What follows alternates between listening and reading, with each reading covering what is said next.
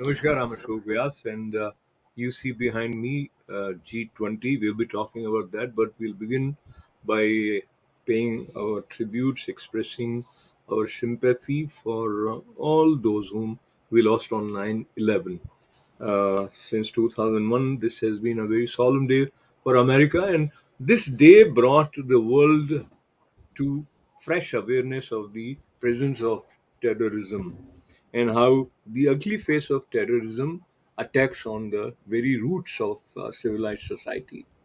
And we will also be talking about G20, of course, and how it relates to what happened on 9/11 is also significant while world leaders unitedly decide to put a check on the financial flow for terror funding and many important developments that have come from New Delhi. We'll be talking about them one by one. Let me have the pleasure of welcoming my panelists from Delhi and Bangalore, Dr. Sudhir Bisht ji and Harish Shankar Narayan ji. Welcome. Namaskar. Namaskar.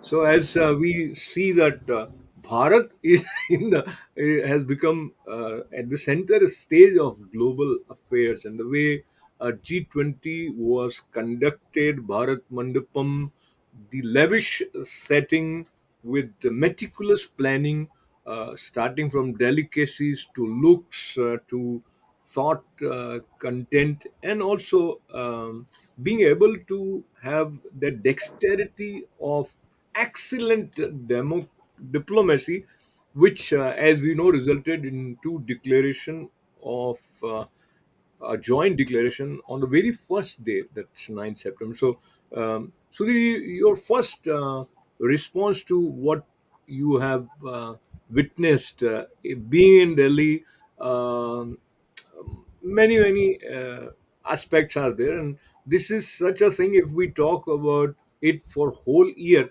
there are many things that needs to be decoded, but just the surface of it, Sudhir ji. See, thank you, Ashok ji and Harish ji. First of all, it was a great pleasure for me as a citizen of India and a resident of Delhi. I was born and brought up in Delhi, so Delhi was on the center stage, and for some for some good reasons, it was not because of Delhi being the most polluted city in the world and most crowded city and this and that, but Delhi being a host. So the first thing is that the G20 is such a prestigious summit. The heads of the state of 20 largest nations in terms of economy and developing nation, they join together, and then for them to come have such an excellent stay, have so many deliberations. Also on the side, you have people talking on bilateral issues also, because that happens continuously, and then to have a joint declaration, because you remember many people had said there would not be a joint declaration, and that this summit will be overshadowed by the discussions on the Ukraine war, and why India took that position, why India did not take that position. But in the end, a 10-point declaration was offered by Prime Minister Modi. And I think the reputation of India as an organizer, and as it's a harbinger to India being a Viswaguru, where India is able to host 20 groups. Some of it are disparate groups, not very homogeneous group. And then for the first time to have invited the Africa Union also, into it. So G19, 19 nations plus European Union 20 plus Africa Union for the first time. And then it put India on the center stage. I think whether it was CNN or BBC, Fox News in India, any channel, nobody was able to ignore New Delhi. So that gives me a feeling of immense pride that India became the nerve center of the world, so to say, for at least 2 to 3 days. And everything was orchestrated in a very meticulous way. Everything was done with precision, with supreme efficiency, no untoward happening, and at the end, a common resolution. So, what more can you ask for? Yeah. So, I think So, it was a Sudhir brilliant ji, show. so some of our viewers who might have not seen the visuals, let me share briefly. This is how Bharat Mandapam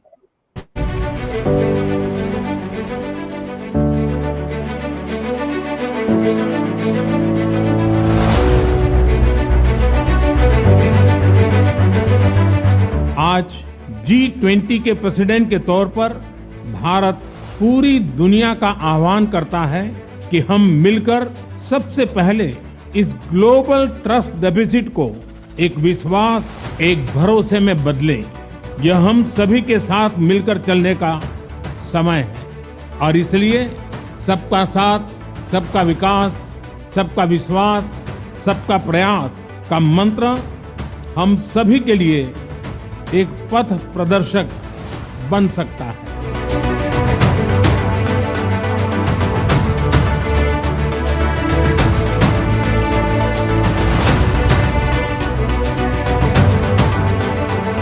जब बरसों पुरानी चुनौतियां हमसे नए समाधान मांग रही है, 21वीं सदी का यह समय पूरी दुनिया को नई दिशा दिखाने वाला और नई दिशा देने वाला एक महत्वपूर्ण समय है।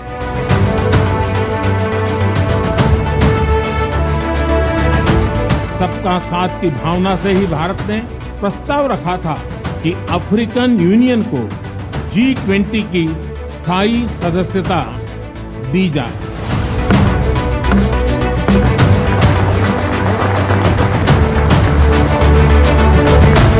भारत की G20 प्रेसिडेंसी देश के भीतर और देश के बाहर इंक्लूजन का, सबका साथ का प्रतीक बन गई है। भारत में ये पीपल्स G20 बन गया।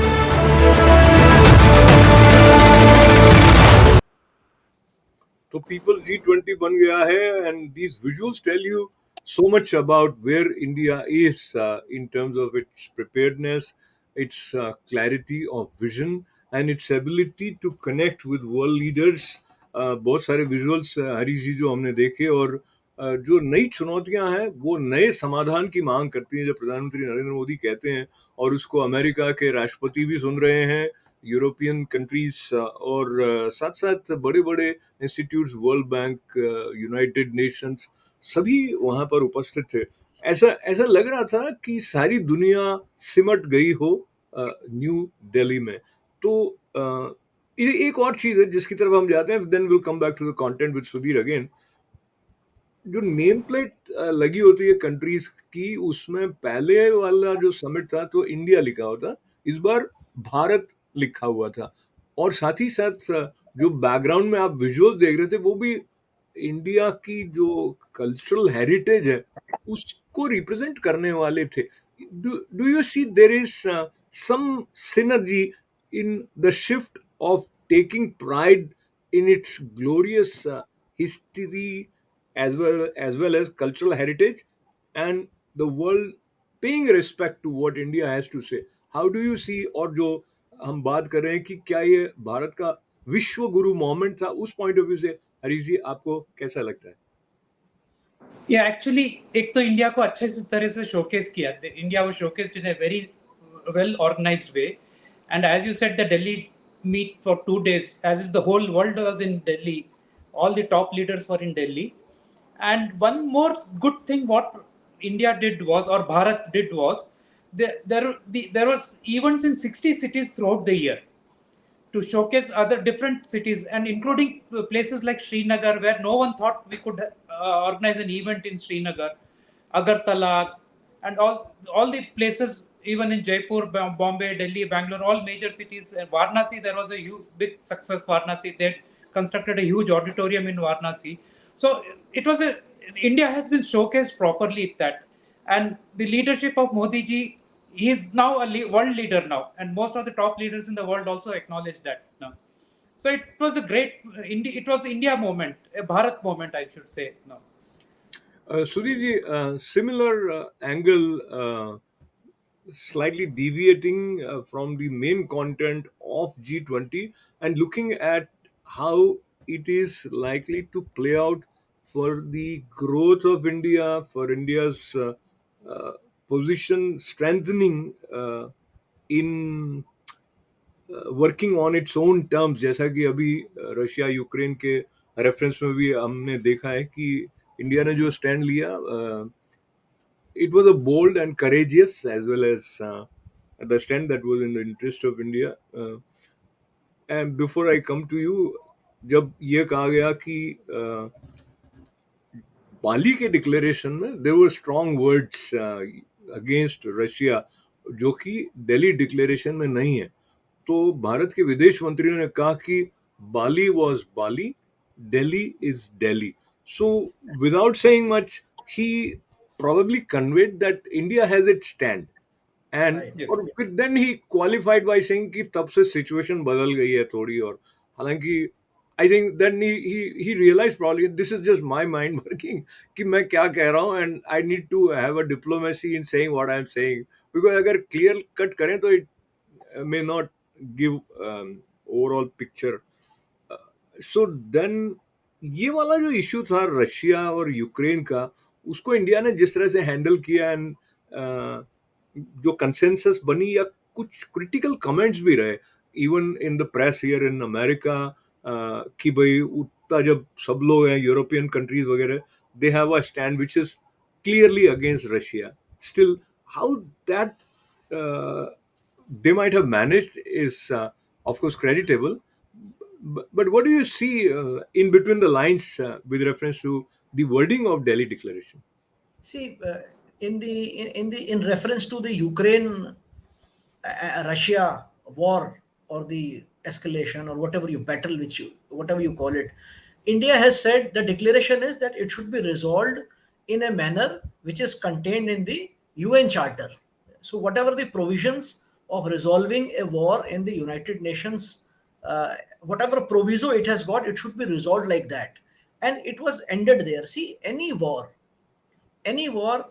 has it attracts diverse opinion. Okay, so there are people like America still does not there are some Americans who can even today justify the use of atom bomb on Japan. See, people have their views. So India's stand is very clear. It did not covertly or overtly do anything to escalate war, and it did. Narendra Modi, Dr. Shankar, and the entire leadership of India, it did everything in their capacity to kind of, try to make things as peaceful or as less harmful as possible. Now, the question of India, for the basic question is that the Western world had been saying that India continued to buy crude oil from Russia, because crude oil is my subject matter. It is my doctoral thesis also, oil and gas. Yeah, So, but the thing is, Indian companies which are trading, actually, which are trading, as you know, India is one of the largest exporter of petroleum products, largest importer of crude, but exporter of petroleum products. So if all Yes. our refineries in free trade zone, when it was refining, where was this produce going? It was going to European countries, isn't it? So what Dr. Jaishankar and Prime Minister Modi were able to tell them in a subtle manner, that even if India is buying crude oil, the indirect beneficiary of that crude oil were the many countries in European Union. And secondly, see, there have been instances when countries have been at war.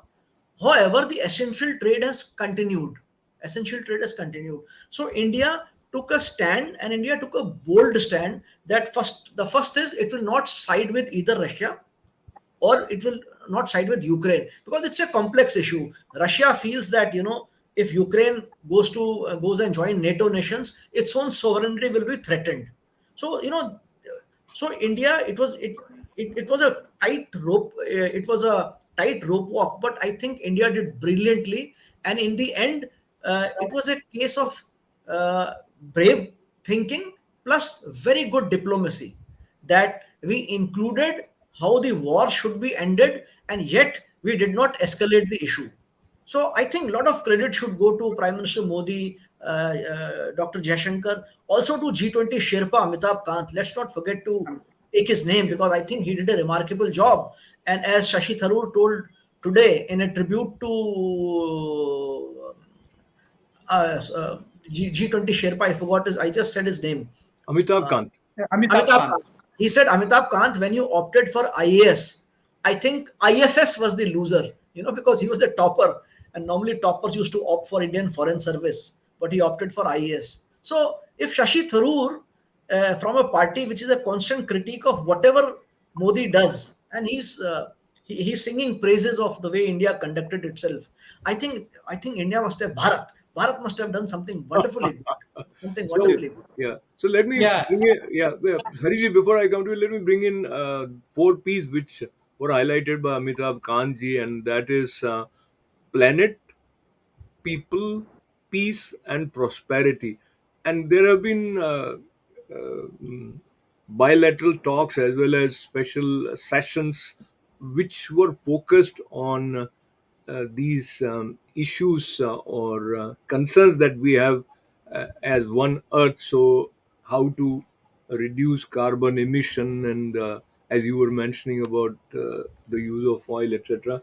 But World Bank president, chairman, uh, Mr. Banga, Ajay Banga, was also in India, and he also praised India. And somewhere he mentioned India has done in 6, 7 years what takes 7 decades to do as far as digital transaction and the way financial transactions are conducted, etc. So, That's true.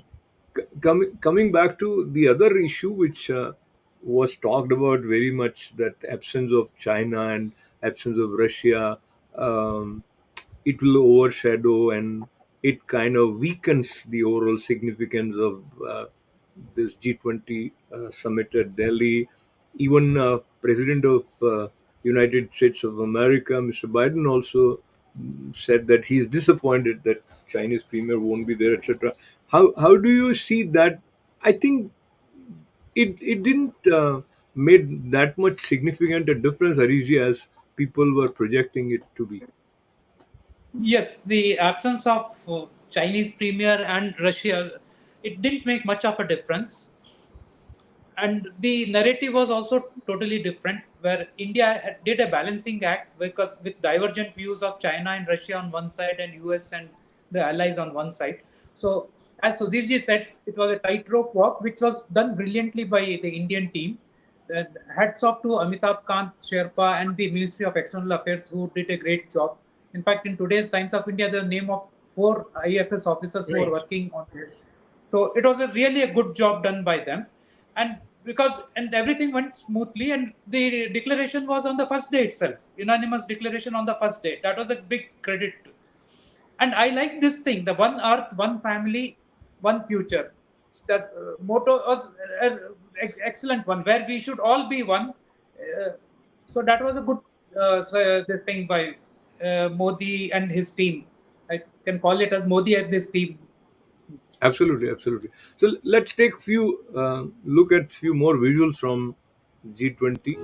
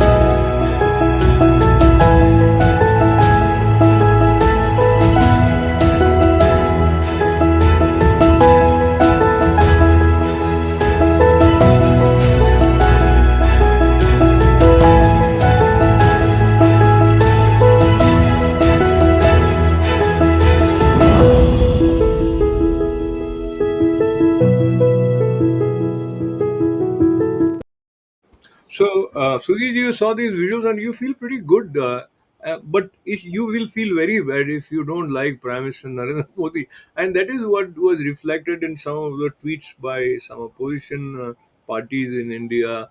And I'm sure there are many journalists who probably don't want to give credit of anything to Prime Minister Modi. So, let us take a look at the potential political mileage, which apart from what happens to Bharat as far as this is working very well for Bharat as it seems overall. Even the Western media, they are forced to appreciate Delhi Declaration and the way this came about. So let us look at it politically. First, Ariji, your take on because once they start into the election mode, they are definitely going to work on capitalizing on what they did. And how do you see this, Hariji? This is a great moment, and definitely BJP will capitalize on this success of G20. I'm very sure they will capitalize, and I think in today's newspaper also it was there that BJP would capitalize on this, and they should. It's a big achievement, and why not? They should capitalize on this. Though opposition will be, they talk always. They will be opposing.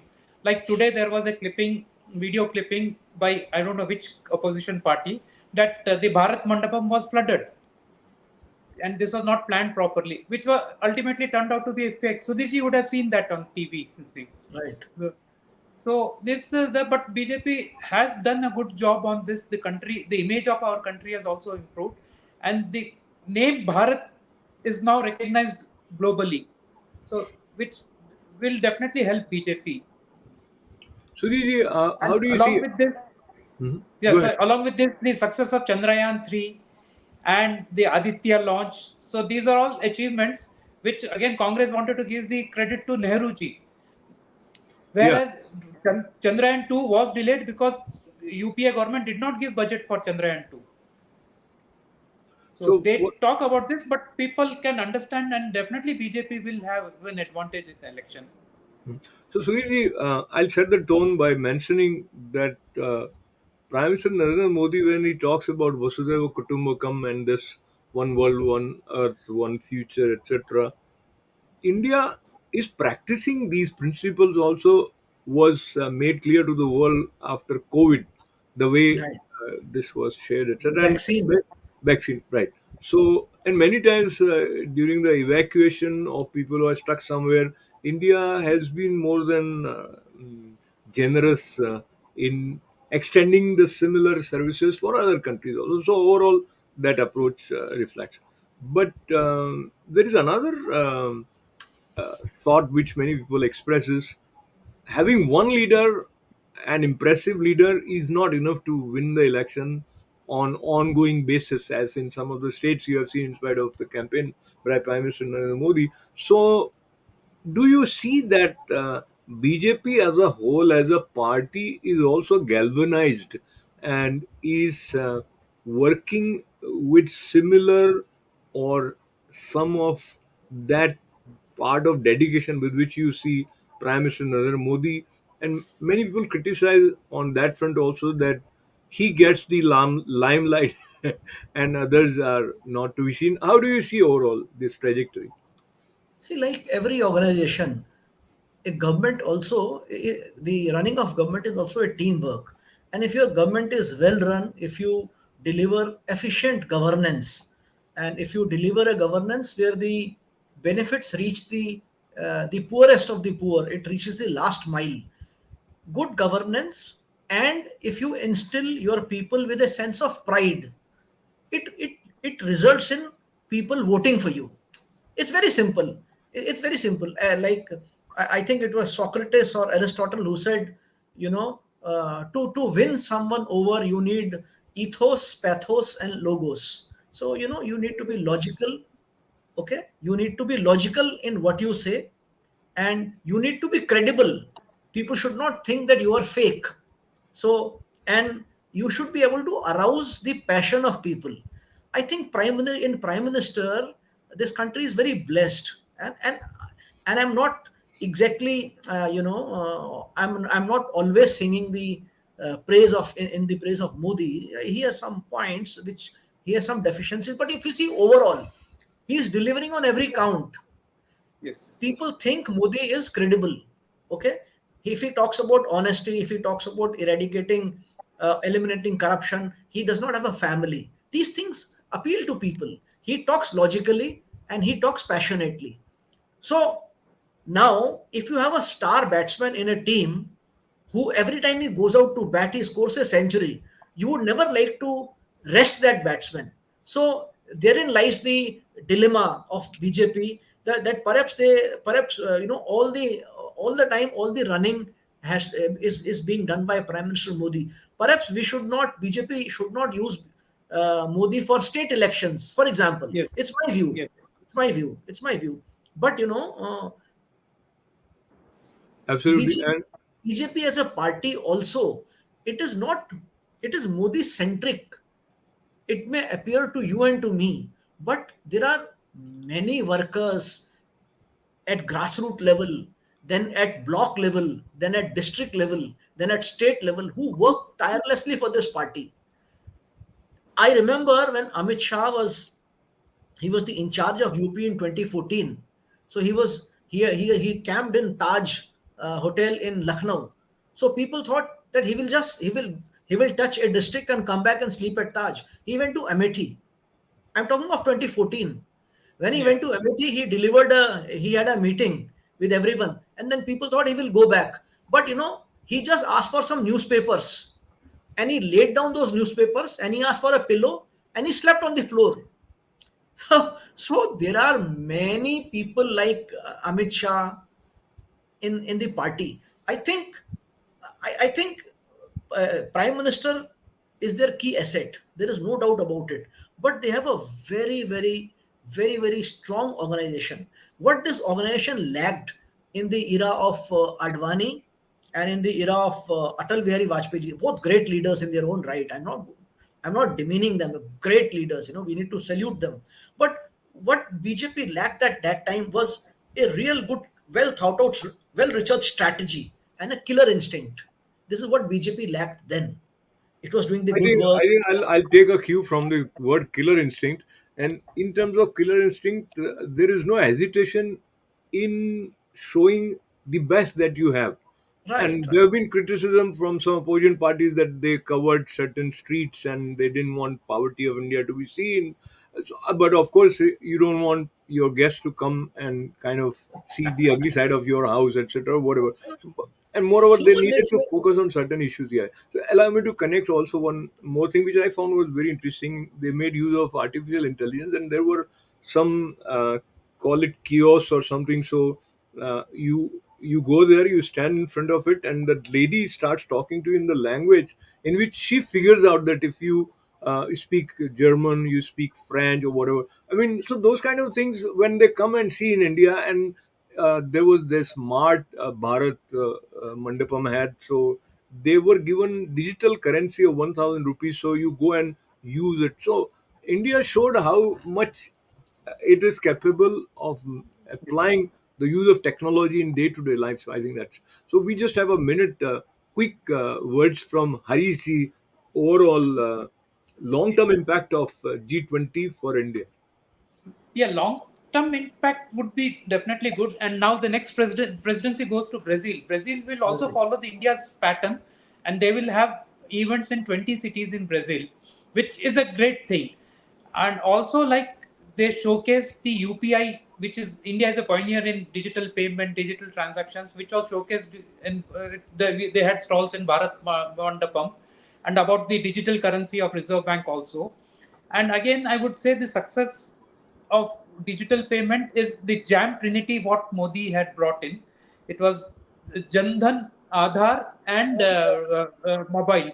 So Absolutely. So Jandhan accounts I'm were afraid, opened. yeah, I'm afraid we have to leave it at that. But again, Delhi Declaration definitely proves India's important, significant, and strong position in the world. While people look up to Indian leadership, and there is a sense of respect as well as growing acceptance about Indian values and Indian cultural traditions, and the core idea of Vasudhaiva Kutumbakam resonates with everyone, and it should be because that is the unifying factor. The whole world is one family. What more can you ask for? So, Yeah, Sudhir, we are a family. Harish, we are a family. yeah. You are sitting in Delhi. You are in Bangalore, and here from New York You are New with, York. Yeah. with viewers of Inside Tonight, thanking them for being with us. Namaste. Namaskar.